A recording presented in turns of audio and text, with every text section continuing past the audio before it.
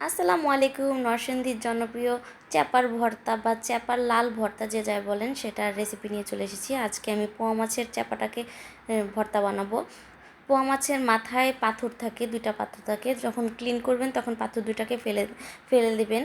এখন একটা কড়াইতে সামান্য তেল দিয়ে এর মধ্যে চ্যাপাটাকে ভেজে নিব, একদম সুন্দর করে ভেজে নিব, আবার পুড়ে ফেলা যাবে না। এ পর্যায়ে এখন আমি কাঁচা শুকনো মরিচ, মানে শুকনো মরিচকে আমি টালবো না, এভাবে কাঁচা অবস্থায় এটাকে বাটবো। যে যেমন ঝাল খান সেরকমভাবে মরিচ দিবেন। এটার লাল ভর্তার হওয়ার কারণটা হচ্ছে যেহেতু শুকনো মরিচগুলোকে আমি টালছি না, কাঁচাই বাটছি, এই কারণে ভর্তার কালারটা লাল হয়। এ পর্যায়ে এসে আমি এর মধ্যে সেই টালা চাপাগুলোকে দিয়ে দিব। চাপাগুলোকে দিয়ে অনেকক্ষণ লাগিয়ে আমি এটাকে বাটবো, একদম মিহি করে বেটে ফেলতে হবে। নরসিংদীর মানুষ মূলত পোয়ার যে চাপাটা হয় সেই চাপা দিয়ে এই ভর্তাটা করে।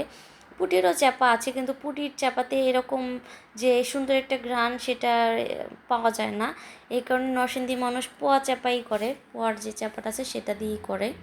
অনেকে আছে চাপা পুড়ে তারপরে ইয়া করে ভর্তা বানায়।